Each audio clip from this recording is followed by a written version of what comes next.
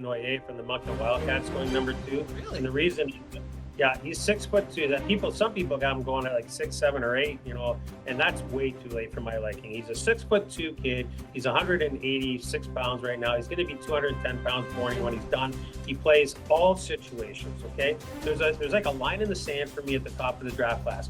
Michael Misa, Caleb Desnoyers, they can play all situations, right? Hagens can't. He's going to be that offensive guy. And he's going to score at even strength. He'll be great 3-on-3 in overtime, whatever. But Caleb Desnoyers, I'll take 15 less points, maybe even 20, kind of like what we did with Barkov back in the day in Florida when we selected him. You knew what you were going to get in the all-round, and that was going to make our group much deeper and much better. So Caleb Desnoyers, right at number 2, is an outlier for a lot of people. I've had some pushback about that. I don't care. That's where he's going to be for me, and I think that he's a top-line centerman that you build around for years to come. And by the way, if San Jose did pick him, you'd have Celebrini and Desnoyers back-to-back. I think that's a hell of a way to build your team. What does a decentralized draft feel like a couple of days out from the weekend? Stinks. It's brutal. It's no good. It's no fun. Like, well, it's not no fun. I'm having a hell of a good time. Don't get me wrong. I didn't wear the shirt for no reason at all, right? But it doesn't feel the same. Like the combine took on more of a convention feel this year compared to the years gone by, and I think it's the reason that everybody's not here. I hope we get back to it. There are some kids here. I think there's about 60 of them, but the hotel it's not all decorated up in the NHL stuff, and it's not. You don't see the signs downtown LA here. You don't see any of that. Now, I haven't been over to the theater where it's going to happen, the Peacock Theater, but I'm looking forward to us getting back to the way we did it before, because that's unique. It's fun. It's great for everybody. Just quickly before we let you go, between now and Friday night, do you expect more deals? I do. Yeah, I do. I expect more trades. I NHL roster guys. I think that I'd keep a close eye on Utah. I think you guys might even agree on that. Like, Utah's got found money at number 4 right now, moving up 10 spots in the draft. I think they're in win now mode, or at least getting to the playoffs now mode. So I do believe there's going to be a lot of noise here before Friday night. Okay, I promise this is the last one. Okay, are we going to see some really goofy contracts come July 1st with this bump up of $10 million for the next 3 years on the salary cap? Yeah, we are. Yeah, like, we are. We're going to see 15, 16 million a year kind of numbers. God, I hope not. I really hope not, because here's what happens. Thank you for putting this on me when we're walking out the door. But here's what happens. This free agency class isn't as good as next year's, fellas. And everybody in the league is impatient. That's how the league, everybody's programmed that way. They can say what they want. They're impatient. So they see a bunch of opportunities to buy Christmas presents and throw them under the tree right now. They spend X number of dollars. And then guess what happens? Next year, when that free agency crop's even bigger and the money really has to be spent on that group of players because they're better, teams are going to be sitting there holding the bag, buying out players or trying to make Evander Kane type deals and whatever else. So if I'm running a team right now, I'm looking for shorter end contracts, responsible money, even if it means I take a step back or stay the same for a year. Wait this out, because goofy money next week is going to affect you long term. Books, great stuff as always, man. Thanks for joining us. Enjoy your time in lovely California. Thanks, guys. Appreciate you having me on. Have a great day. See you, Sammy. Good luck, buddy. Appreciate it. Pro Hockey and Sportsnet.ca. NHL former scout, Jason Bukala. Good stuff. Yeah. I like the point about Desnoyers. I don't know how to say it, but, like if Hagens is going to be a one-way guy, I like getting the guys.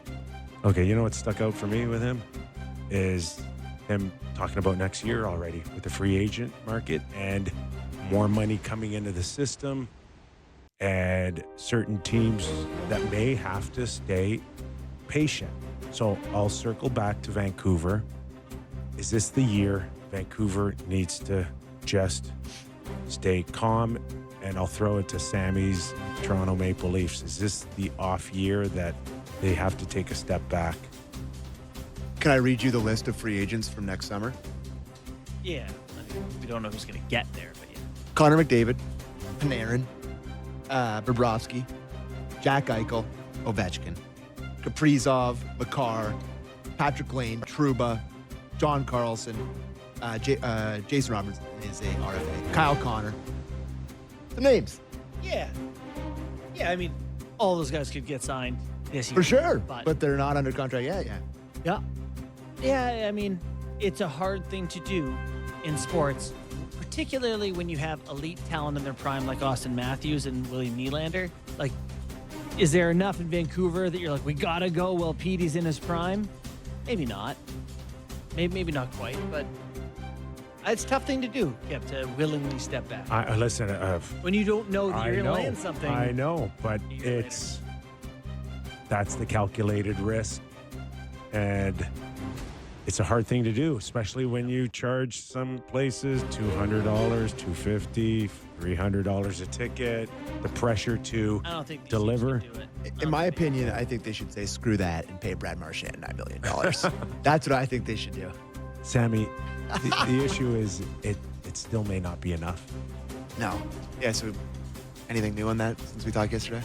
Outside of Florida trying to convince their team to stay intact, no, I don't think anything's imminent. Okay. So everybody you just remains patient. You would think they should do that. That would make a lot of sense. But no, I mean, these are teams, Toronto in particular. You know, you're in Game 7 of the second round last year. You feel like you're not a bad team. You're close. You've been aiming at being good now. I don't think you can say we're going to willingly step back. I do think that you, as I said yesterday, not going to fix these problems through UFA. So What % chance of Connor McDavid do you have to stay? Like, what if there's a percentage chance of him signing with your team the following offseason? Like, what does the percentage have to be for you to take a step back? I don't think you can do it. Okay. I mean, over 50? Okay, Kipper. Because I would say like, I think it's way too early to be Okay. thinking like that. But if Connor goes into the fall and the fall turns into Christmas, then you could can't. be a lot more aggressive on But where if you he was want to available, go. you would ship everyone. You don't care at that point. You're like, we'll just have him. But no, I mean, if you knew where he wanted to go, there's no way that you're going to trade all your assets to try to get him, and then you come First here. of all, there is no trade. There is no trade out there for Connor McDavid. Okay. There isn't. Okay. So I think the theory is that he either kind of plays it out Basically. or he signs his new contract with Edmonton. Those are the two choices. I also think that it's still when people talk about that trade stuff because it's like he doesn't want to weaken the team he wants to go play for. That's what I mean. That's exactly what I was getting at. It's like what the Leafs would have to trade, or what the Rangers would have to trade, or what the Kings would have to trade to get him before. Yeah, Yeah, it's chance. and then you're done. There is a middle on that because Connor also understands that teams have to alleviate some money if he was going to go there. So the easiest way to do that is to probably send it back to Edmonton, but it wouldn't be a fair fight, right? It just there's nothing that can be equal other than you're taking someone's headache away. Last Oilers thing, Andy Strickland tweeted that Evan Bouchard is monitoring the upcoming negotiations with Connor McDavid, but don't expect him to come off his $10 million per season ask. And I don't blame him. I don't either. I don't even Again, think it's unreasonable.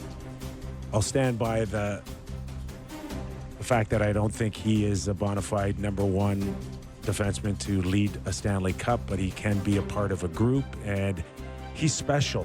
When it comes to offense, he is special, and it is worthy of a $10 million contract. But I don't think he's going to pretend to be anything other than what he is right now, and that is a very gifted player offensively. And you leave it at that. But Yeah. I'll go back to Dobson a little bit here. If you were to trade out, if you were to put Bouchard on the Islanders and take away the chemistry with McDavid and Draisaitl on a power play, how good is he?